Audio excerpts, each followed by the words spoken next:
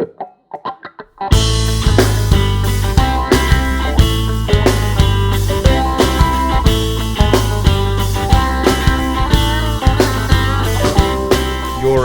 reputation precedes you in many ways. I first heard about a producer that uses light bulbs and telephones and potatoes and things, and which I actually really like, because I've read a lot about the old days of recording when it was still being worked out and there was so much invention involved, and sometimes it feels like things have become more methodical and formulaic. Some of the imagination's gone.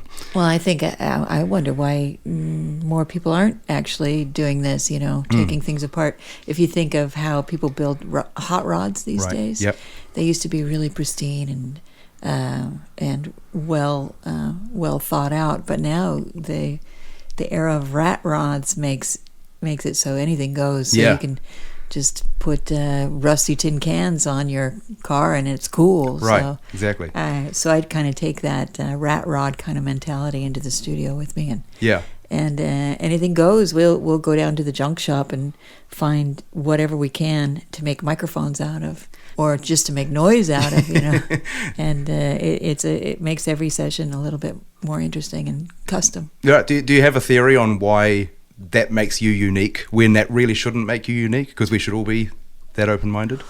I think that recording has gotten kind of boring because everyone uses the same tools, the same sounds, the same pre-recorded sample libraries, and so it makes everything kind of sound generic, right, to me. So how do you make it sound different? Well, you either manipulate those sounds into something new, create your own sounds, create the instruments yourself, or use those instruments in different ways. So right, that's what I intend on doing. I hope I'm inspiring other people to do the same, because it has gotten really stagnant, I think. But I mean, to focus on why though, like, do you think it's fear of failure, trying something and it not working, or is it something to do with the industry and things have got to be right for radio? Like, what do you think has made everyone become so narrow in their approach?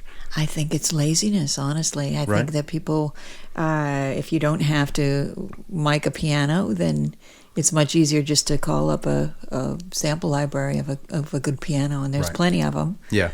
So who can blame most people for doing that? But something happens when you put a mic on a piano, and maybe not put a mic, a typical mic on a piano, but something else. Like I'll take a garden hose and stick a mic into the end of it, and then put that in the piano. Right. And that is a completely different sound. Put the mic in the end of the hose? What do you mean? Well, you tape the like an SM57. Yeah. Just tape it on the end of a garden hose. Right. So the sound has to travel through the hose before it gets to the... That's right. And then you would be very surprised at the different sound that you get. And then put that through a compressor. And it's really, really, really interesting and great sounding. It's a different sound. And is this the way you've always thought? Like what were you like when you were a kid? Were you always someone that was, walking off the beaten path, as they say? It's just the kind of I suppose it's because I had a father who was a mechanical engineer and who used to build his own stereo equipment, kind of like the stereo thing that you have on your desk here, which is now my monitor stand. It's a homemade stereo. But he used to build his homemade tube stereos from kits, right? Like ICO and Dynakit and these things. So he built a tape machine when I was 2. Wow. And he put it into sound on sound setting, and he gave me a microphone and just sat me down on the floor with the microphone when I was a kid, and he couldn't get it away from me. It was echoing, and I would make a little baby sound and it would echo. Yeah. So I still have that tape somewhere. But yeah, that I think that set me on the path towards this kind of thing. Yeah. When I was 10, I think I started playing with cassettes and recording something on a cassette and then playing that on one cassette machine and recording on another. Right. In other yes. words, I was kind of doing multi-tracking. So I would make these radio shows with the neighborhood kids, and I Nice. would direct the radio show and give them parts, and And what would be on the show? it was like something about Tarzan and I don't know. Tarzan? Yeah, I don't know. It was very strange and fun. Do you mean you actually acted the parts out? Yes. Oh, we all wow. had So it's like a part. radio play. Oh, it was Like a radio old- play. Proper and old school radio. with sound effects, and then I had an old album with silent movie music, like the piano from silent movies. And then I used that as my background music. So Right. I really got into it. It was, so when I was 10, I was already kind of thinking in that way. Yeah. And then the earliest professional recordings I did were pretty adventurous too. When I worked with Tool and Undertow, there was a budget, and so there was enough of a budget that I could buy 2 old Junker upright pianos. Oh, yeah. And we rolled those into the studio at Grandmaster in Los Angeles, and I mic'd them up, and then Danny, the drummer, brought in his sawed-off shotgun, and and we shot holes into the piano, and then I bought some sledgehammers and gave everyone a sledgehammer, and we smashed it to pieces, and and then I took all those sounds and then sequenced them into a song. They at the end of the album, you'll hear it. It's called Disgustipated. Right. Cool. Yeah, I clearly remember that album come out too. Yeah. Yeah. And so, were you musical growing up? Did you learn to play as well? Well, my mother was an opera singer, and there was a lot of music in the house when I was growing up, but I was not really as interested as I was until later. I loved music, though.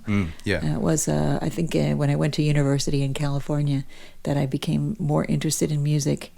But I really wanted to explore graphic design and fine art as a career choice. But that, as soon as I discovered college radio, my direction changed. Right. And I started using these my skills at doing radio plays in a commercial kind of setup. So, do you mean you started working for college radio? Yeah. Right. And then commercial radio after that. Right. Okay. Yeah. So that sort of became your day job for a while? Yeah, that was my day job, and that actually opened up the doors for me to really know how to use the equipment. Yep. Perfect. Yeah. And were you playing? Because I read something about you being in punk bands and things.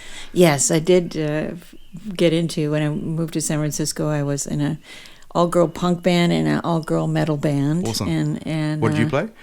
I was a singer, and I played some guitar, but I'm really pretty horrible. But isn't that kind of the vibe, though? Well, you don't have to be good. That's why it worked. You just lean in, right? But I tried. I thought that I wanted to do that. That was my calling. But in fact, as soon as I got into recording my own band, I found that I was actually more valuable on the other side of the glass. Right. Yeah. I had the opposite experience. Is that right? Yeah. I left school and got an internship in a studio because that sounded like more of a real, job. When you tell people you're trying to be a musician, they're kind of Right. like, whatever. But when you get a job in a studio, then it sounds a bit more real. But after 6 or 8 months or something, I just remember thinking I'm on the wrong side of the glass. I wanted to be on the other side. I set up this, we had the sax player come in, we were doing a radio jingle or something. And I had to go and set up his mic and everything and come back in. And I just thought, what am I doing? And I formalized my ambition. I've got to do this properly or not at all, Yeah. Interesting. Yeah. So that's so would you consider that the being the musician was the better career choice? Well, for me, it happened. That was right before everything started to change. The internet hadn't started really yet, and things like that. So now it seems like a whole different playing field, and I think musicians have to be engineers too, really, in many ways. Yeah. You're right. For so many reasons. Actually, a different guest on the show who works at one of the unis here, the audio unis, I asked him, why are there so many people studying to be audio engineers and there's so few actual paid jobs out there? Like, where are all these kids going? And he said a lot of them are actually musicians who are just wanting to upskill so they have more control in their own home studios, or they can actually talk the language when they're in bigger studios. Yeah, I'm guessing these are a lot of the changes that you've noticed as well.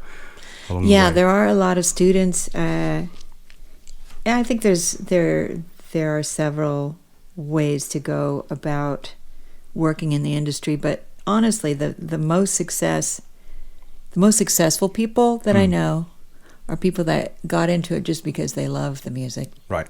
And they love the process and the creativity behind it.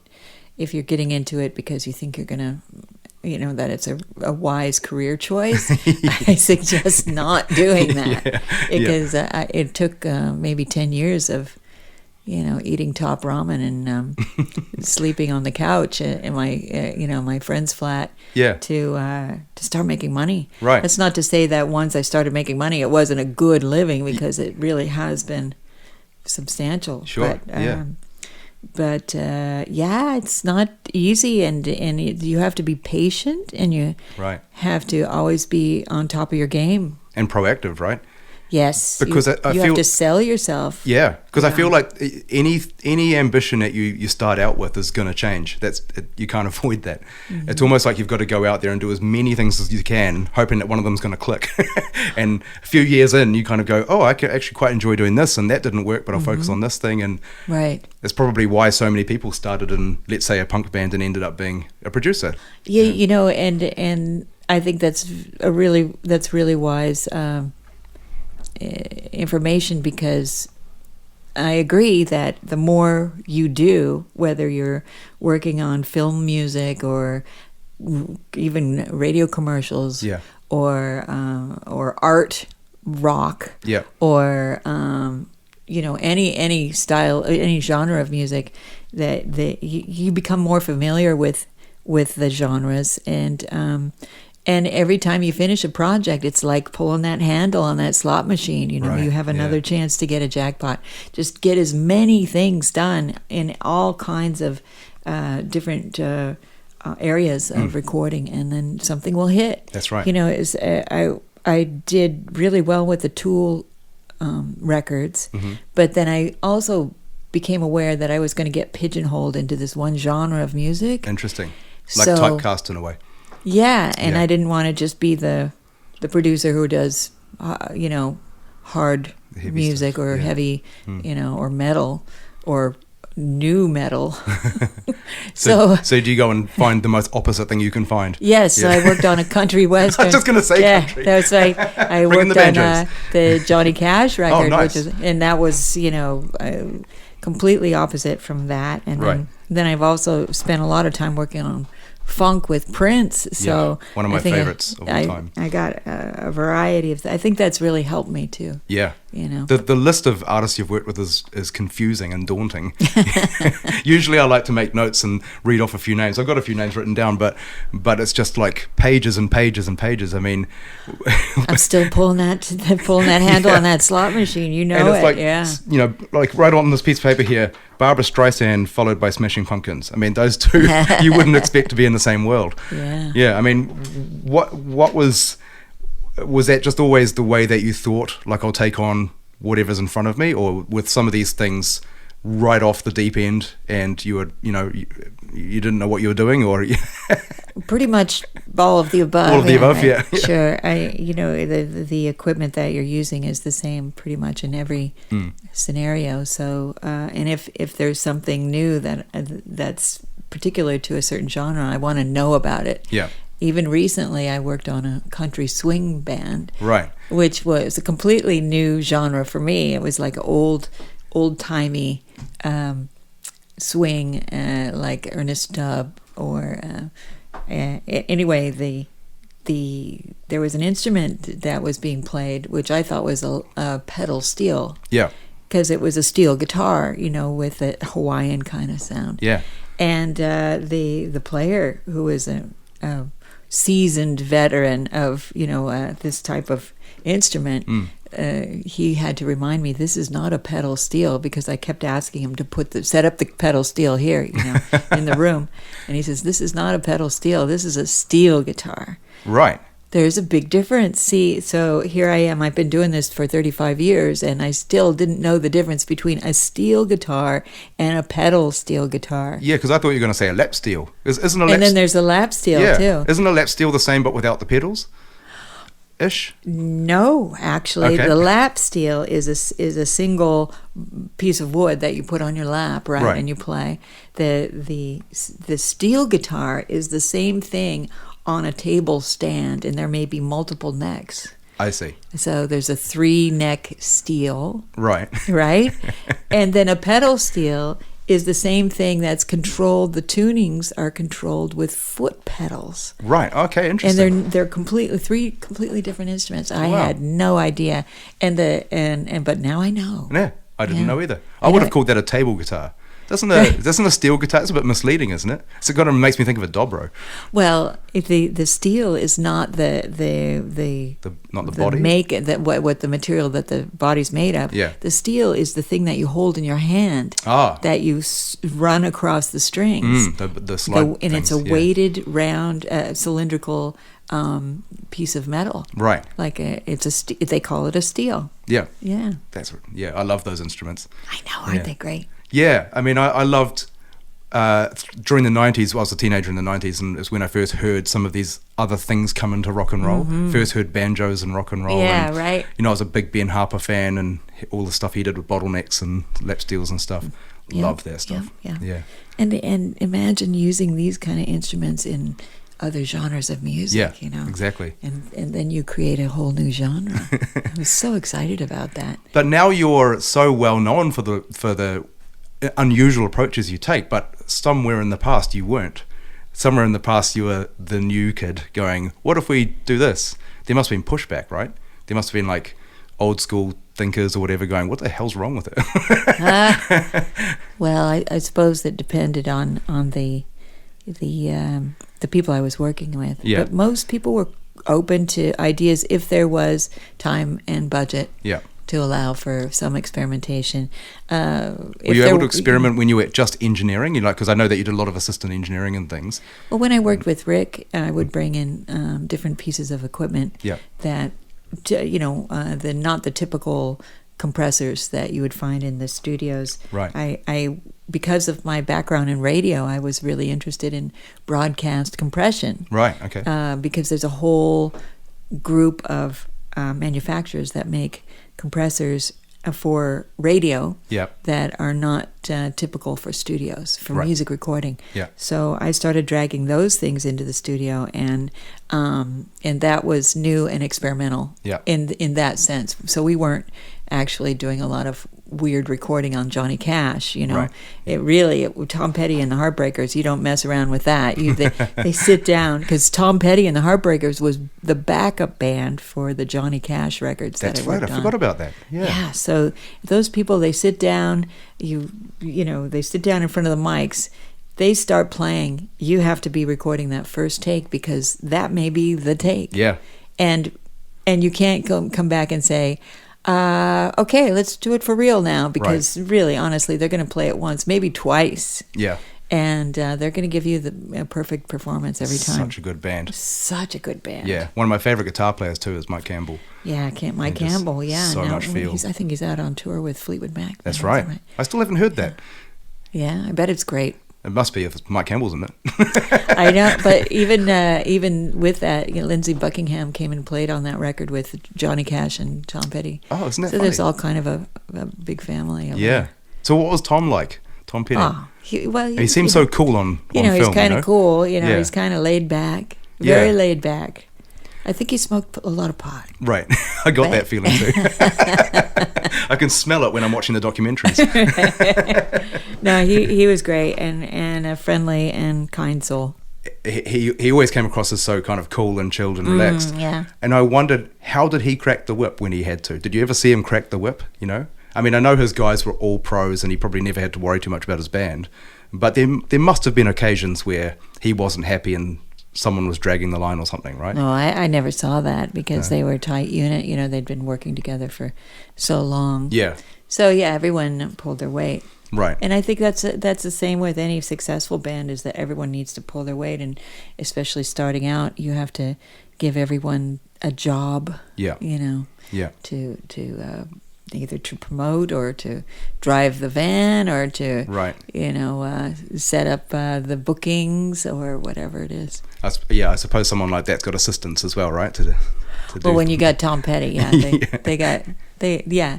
everyone is so excited to work with them that there's no slackers really. Yeah. So were you ever starstruck? Like, did you ever have moments when you were intimidated? Well, it's hard not to be intimidated when you're especially on that session, because it was Johnny Cash. I'm working with Rick Rubin, and who in himself is just an absolute legend. A bit intimidating, but not really. He's actually a really wonderful person too. But sure.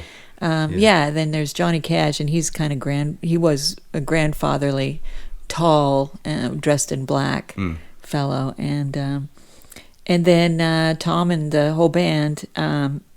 So that in itself was just intimidating. It's a pretty big room. Yeah, but then every time I turn around in the session, and the sessions kind of went on for 6 months, I would turn around and look at who's sitting in the couch in the back of the room, and it's like, holy cow. That's it. Because we had Mick Fleetwood come in, and then Lindsey Buckingham, and then Marty Stewart, and Carl Perkins came in. And June Carter Cash was there in the sessions too. So, and anybody who was, we were working at a studio. It was Ocean Way, which is now East West in Los Angeles. And and it's a large facility, so there were neighboring sessions. Everyone would stop in, and say, "Hey, what's going on over here?" Yeah. So it was just you get a little numb to it after a while. It's like, it's there's that guy, Yeah. Well, a lot of people we've spoken to have talked about how you've sort of got to disconnect with it, because if you go into a situation like that as a fan, you actually kind of blow the dynamic in there. They're not there to be signing autographs; they're there to work. No, and in fact, that would have been a big problem if I had gone in trying to get autographs and such. However, I don't know. I'd probably go for a selfie now. We didn't have the selfies then. Yeah. But and what was it like working with Prince? Another one of my heroes. Oh boy! Now that was really difficult. He it doesn't surprise would purposely try to intimidate, I think, and would. So everybody was on toes, on the tips of their toes the whole time. And he was very difficult. And I think the biggest problem with working with Prince was the lack of communication. So from Prince in exactly what he wanted to do, and especially just scheduling. Yeah. But the guy is a freaking genius. He was the most prolific and most talented musician I ever worked with. I mean, beyond like superhuman ability. Yeah. And so it was amazing just being a part of that whole thing. He had 2 studios at Larrabee running at the same time, and then another 2 studios at the record plant running at the during the same time. Right. So he would bounce between 4 rooms. Working on the same project. Well, working on a different song in every room. Yeah. And then he was able to record from beginning to end, from in the writing of the song, playing all the parts, writing and recording vocals, and mixing 2 songs a day in each room. Wow! So he was basically creating 8 songs a day for years and years. No wonder those archives exist, eh? Well, the archives, if they start releasing the unreleased tapes, that could go on for years and years. I mean, there was so much material. He was writing so much that I think the label just put the brakes on it, that they couldn't keep up with him, and I think it made him angry. I don't know what you think, but I don't like the idea of them putting that stuff out. I feel like if he didn't want it out, it shouldn't be out. Yeah. I think he did want it out, though. I think that the only reason it didn't come out was because the labels couldn't properly promote, and that the market was saturated with Prince music. And so I think he did want it out, and I think it should be out. There's some great music. If he wanted it out, then I would just hate to think that there's stuff that an artist like that would hear and go, man, it's not up to scratch, and then now that after they've gone, now someone else decides. I felt like that happened to Michael Jackson's stuff. Yeah, that may be. Yeah, but in Prince's case, I think it's all worthy. Right. Even the bad stuff is really good. There was no bad stuff really. It was there was a funny story. The album Diamonds and Pearls I was working on, and I would do some of the recording and on the project, and then I was also acting as an assistant on some of the songs on the record for another engineer, Keith Cohen, who was mixing. He was mixing a song. It was a new song called Get Off. Okay. And the album had already been finished. I mean, it was finished. It had already been mastered. Yeah. This Diamonds and Pearls record. Yep. Great album. So, yeah, great record, right? But the label didn't want to release it because they had just released an album like 4 months earlier. So they're like, no, we're not putting this out. So, and Prince is always writing more and more and more and more. So he wrote this Get Off song, and he knocked off a couple of the songs off of Diamonds and Pearls and replaced it with Get Off. Right. And I was kind of teed off about that because I didn't think Get Off was nearly as good as the stuff that he removed off the record. Right, yeah. This is my own personal opinion, which means nothing really. And I'm sitting in the session listening to the mix being finished of Get Off, and I'm sitting in the back of the room, and it's my job as an assistant to just kind of be available for the engineer if he needs something patched in or something. And so I was just writing. I had my journal, and I was writing in there, and I was writing, there's Prince sitting on his purple throne, and he's taking a perfectly good record, and he's ruining it with this song Get Off. And I'm writing this in my journal. Yeah. And, and Prince is sitting there with Keith up at the desk. And then Keith says, hey, Sylvia, can you patch this in? So I set the book down, and I go over to patch something into the patch bay. And then I hear Prince's voice. There's Prince sitting on his purple throne, taking a perfectly good... I was like, oh my God, he's reading my journal out loud. And I thought, oh, I am so fired. And I ran across the room and grabbed it out of his hand. I was shaking. I was really scared. And was he pissed or was he laughing? He was laughing. He thought it was so funny. And after that, he gave me a lot more work. Right. Yeah. Interesting. Weird. And then in fact... offered me a job to move to Minneapolis, all expenses paid. Wow. To go to Paisley Park. But I kind of get that because I can imagine for those, I mean, you've heard people talk about it before, that they get so many people around them just saying, yes, you're amazing, everything's brilliant. Yes, yeah. And to get pushback. Well, I didn't do it to his face, did I? No, but he obviously realized that, this is someone who's going to be straight up. If he wanted to know my opinion, I definitely had an opinion. Yeah. But that doesn't mean that I was right about that song, Get Off. It was a big song for the record. Right. Right. Yeah. But yeah. So, but the funny thing is ultimately I didn't take the job. Right. And why is that? Because I just got asked to do the Tool album, and I was, going to produce the Tool record, and the choice was, producer or Prince's engineer. Right. And I wanted to be a producer, so I turned it down, and I never heard from him again after that. Interesting. Yeah. And at that point though, was Tool anyone? I mean, no. You worked on their first album, right? Yeah, the EP, and the EP did well, and there was a lot of hope for the album, but they were still brand new. So that was quite a big gamble for. I mean, retrospectively, it sounds like, oh yeah, just go and work with Tool, that's cool. But at the time, sure, like, who were Tool? If I wanted a regular job, yeah, I would have gone to Paisley Park and had a fairly secure job. Right. But the creative input, I would have had a limited creative input. Yeah. I wanted to produce. And maybe you would have ended up with a lot more closed doors because you were just doing one thing in one place. That's true, yeah. Yeah. But, wow. Yeah. So did you know, though, when you were working on Undertow that it was going to be big? Like, do you have a feeling sometimes when you're working on an album, like, this is different? Sure. I mean, it was so different. and even when we finished it and listened to the masters, and we thought, this is really weird. Yeah.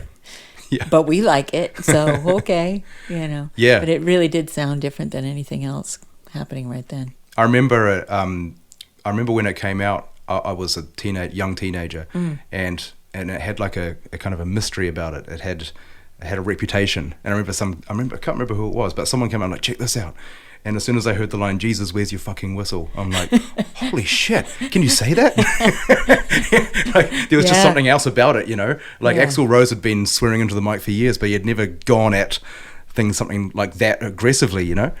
Yeah. And the other thing about the Tool Undertow record is that the songs aren't what you think they are. No. You know, it's like what is it? The song 4 Degrees, you think is about this, spiritual thing. Open up, and let it in. You think you're talking about God or something, but in fact, it's about anal sex. 4 degrees. Is the difference of temperature between the vaginal and the anal cavity. Oh, is that right? Yeah. Well, learn something every day. Oh, there you go. And can you find that in the lyrics, or do you just know the backstory? Oh no, you can find it in the lyrics. Now when you listen to that song, just listen carefully to the lyrics, and it makes sense. Yeah. And I also read that you worked on the Love Roller Coaster song with the Chili's. Sure, yeah. Yeah, I loved that song when it came out. All right, yeah. Did you? And what was your involvement with One Hot Minute? Oh, I did some. It was actually more post editing and versions for Latin America. Oh, right. Different versions of the American album. Yeah. And were they pretty? So did you actually work with them directly? Oh, much in with the studio? the Love Roller Coaster. Yep. I did. Yeah, sure. And were they a big party, like you'd imagine? Or oh my God! Well, Flea, I think, is a straight businessman. He's all about. Getting it done and just having a solid unit. I mean, without Flea, I think everything would kind of fall apart a little bit. But he's kept it together, and they're a great band. Wow, yeah. And have you noticed that bands always tend to have someone like that? Yeah, I think it's important that there's someone that kind of is the responsible party. Right. Mm-hmm. Yeah, because obviously you would have seen a lot of good scenarios and a lot of dysfunctional scenarios with artists and bands, right? I have seen that, yeah. And do you see it coming now when you meet a new band and you think, oh no, these guys are heading straight for the edge of a cliff? Or recently I was working with a band called Thunder Pussy, and it's all girl lipstick lesbian kind of outfit, and they're super fun and super drunk all the time. Right. So, if that's their normal state of being, then I'm not going to tell them to stop. Yeah. Yeah. It works. If it works, it works. Right. If you sober up someone, you're going to get a completely different performance, and sometimes I just don't want to do that. Yeah. Right. Oh, so you're talking creatively. I guess I meant more holistically, whether they might make great music but be about to blow apart on a personal level or professional level. And I can help so much with that, but everybody has to kind of carry their own load. Yeah, exactly. It's not really your problem, I guess, in some ways. No. But I've often thought that the old industry and the way everything really became massive in the 80s and so on, it allowed people like Prince to reach heights creatively. This is sort of a theory, this is not a statement, this is sort of a question.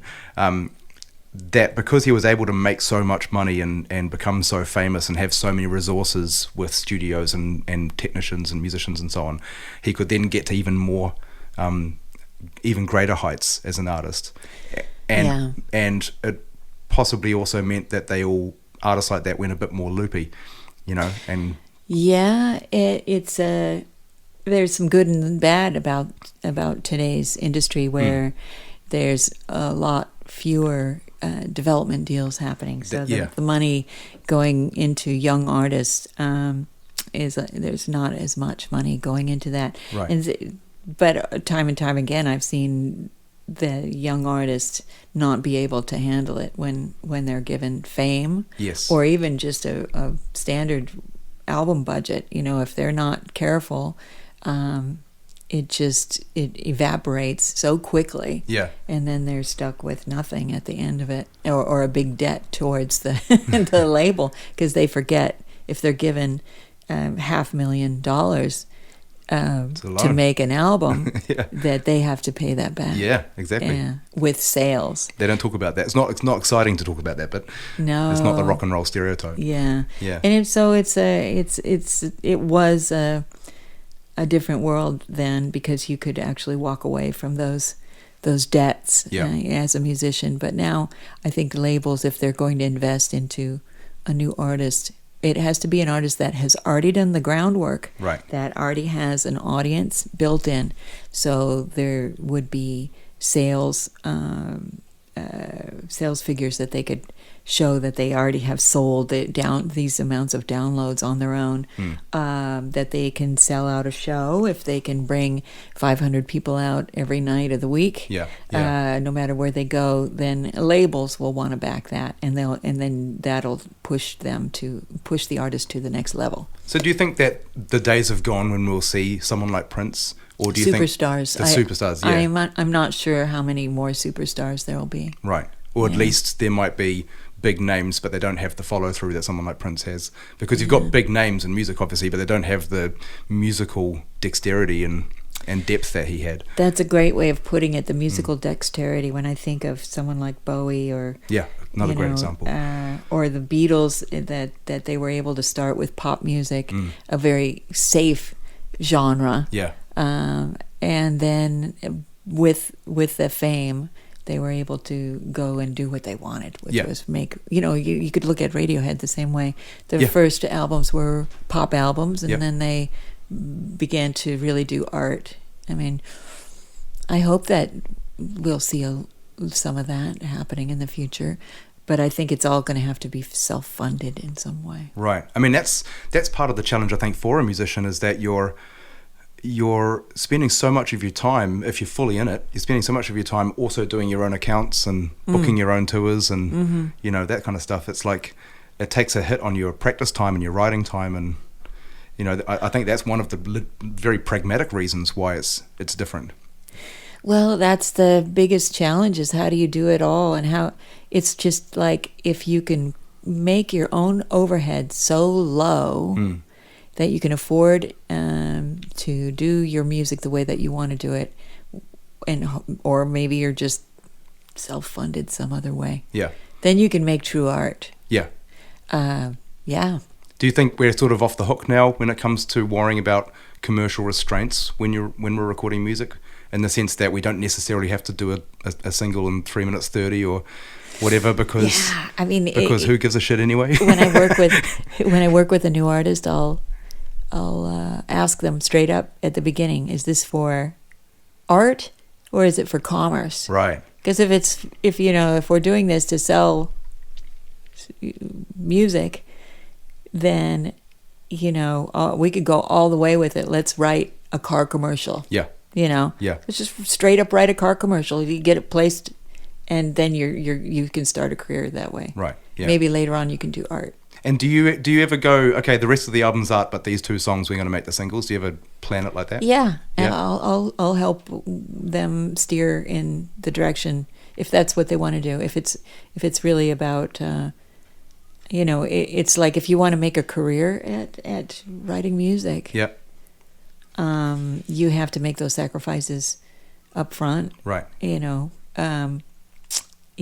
Write car commercials. Yeah. Pizza commercials. and then see where it leads. And when you are working on a song that is destined to be a single, do you have to pay attention to what's going on to somehow stay current, or do you have a different approach? Oh yeah, musically you want to be able to compete and to be on the right playlists. Yep. So it's a lot of what the instrumentation is. Yep. Or the production technique, how the vocal is treated, the style of music. If you want to compete, you can be creative with, following the trend. Yeah. To a point, I think. But right now, in saying that, I mean, we're sitting right now in a room full of guitars, and I'm not sure guitar rock is doing really well right now. How are you doing? I don't play rock, really. You don't? No. I mean, I as a session musician, I have to do a bit of everything. But I see. But no, my love is more in like funk and soul and there you go. That kind of stuff. Yeah. Yeah, that's why Prince is one of my favorites, because I loved his space and his feel, and everything he played just felt amazing, you know. And also Mike Campbell, one of the songs I always play people is Refugee, as a reference for guitar. Yeah, sure. Just the way that he doesn't play anything for something like 8 bars, and he does that one little thing, you know, over the verse, which means that the pre-chorus, I think he strums one chord and it suddenly comes to life, you know, which leaves so much dynamic room for the chorus. And to me, it's like this, every time I'm in a conversation about songwriting and dynamics and anything like that, I'm like, check out Refugee. I'm going to do that, it's actually. the most beautifully written song, I think, yeah. Yeah, we're sitting in a room full of guitars, and it's, you know, how is guitar rock doing right now? I'd say if you're going to choose instrumentation for a new recording, I think you want to go programmed. Right. You know? Yeah. Which goes back to the beginning of our conversation, where I think that so many sounds people are just getting boring because they're using all the same sounds. Yeah. I mean, I feel like people always, by the way, profile me as someone who's into rock. I think it's like some sort of reverse racism. They're kind of like, white dude with slightly long hair, he must like rock. Sorry about that. I just assumed. No. I think it's funny. Like, I said to someone the other day, like, if I was a black guy sitting here, you wouldn't have like defaulted to rock. Right. Someone recently completely cracked me up. And I take no offense. I think it's hilarious. But someone recently who didn't know me, we're actually recording a podcast as well, but off mic, he goes, you know, and whoever you listen to, like, I don't know, Motorhead. Right. Motorhead. I mean, I know they're a great band, but that's not even my era. So, but it seems like there's a cycle for what's coming and going with music, to the point where it's another reason to be involved with a much wider variety. Absolutely, yeah. Because things, I mean, I think it seems to be like a musical revival every 5 minutes, you know. Well, remember the 80s, well, you were probably just a baby then, but the 80s had drum machines came in, and all of a sudden all the drummers were worried that their lives were over. You know, they were selling their kits because Lindrum and, you know, so, but things came back around. That's my dog, just in case anyone's hearing that. Yeah, I don't. Every now and then he does that randomly.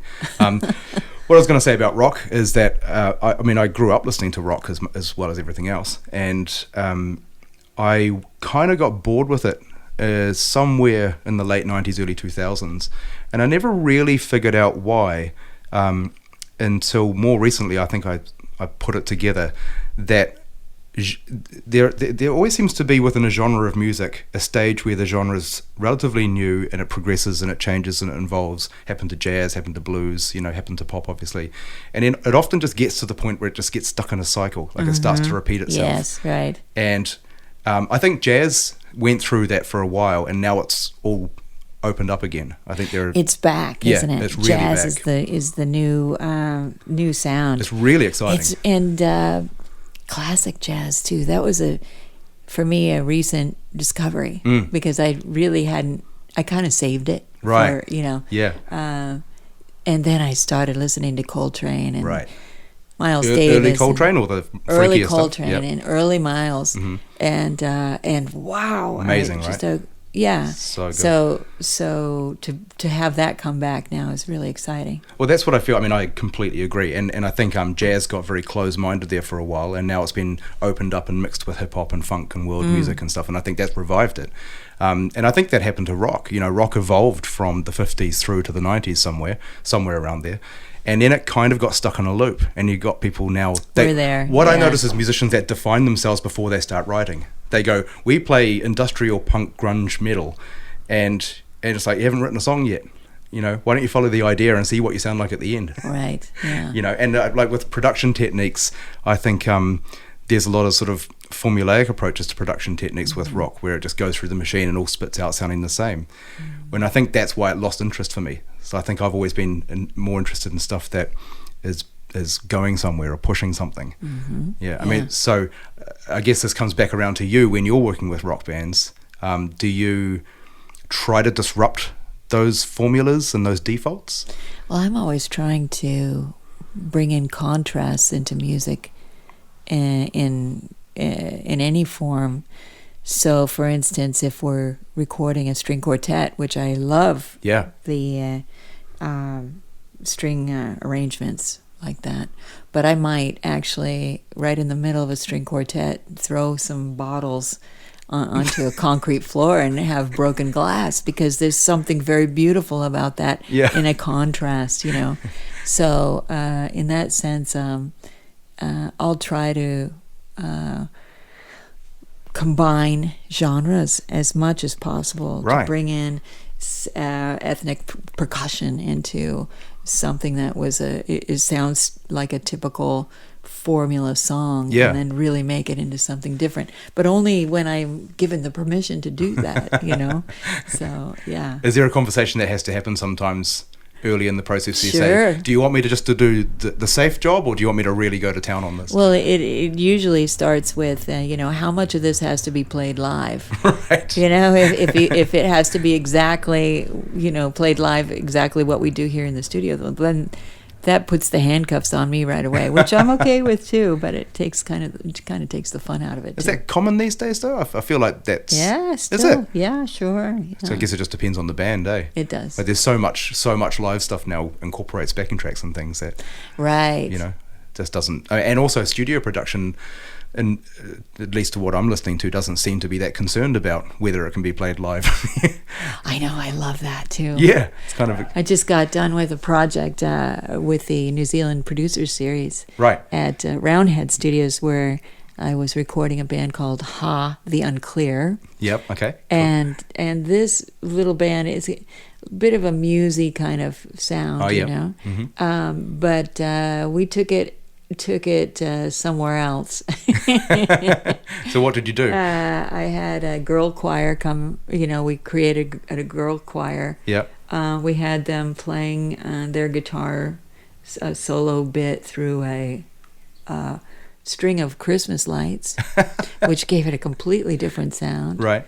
What else did we do? And then the best part was I had them add a really cool jazzy ending, an outro, which lasted a couple minutes on the end, just to take it somewhere else. And then we drenched that in reverb, and I had the singer use a cell phone to make a delay, a satellite delay. Oh, wow. And the way you do that is to have the singer sing into one cell phone while you have two other cell phones in the other room mic'd up on a conference call on speakerphone. Right. So the singer is singing into the phone, and you're recording it as after it goes up to the satellite and comes back down on the other phones. Right. And it comes back in stereo. It's fantastic with a big feedback delay. That's so and so cool. it really, the whole end of the song was drenched in this weird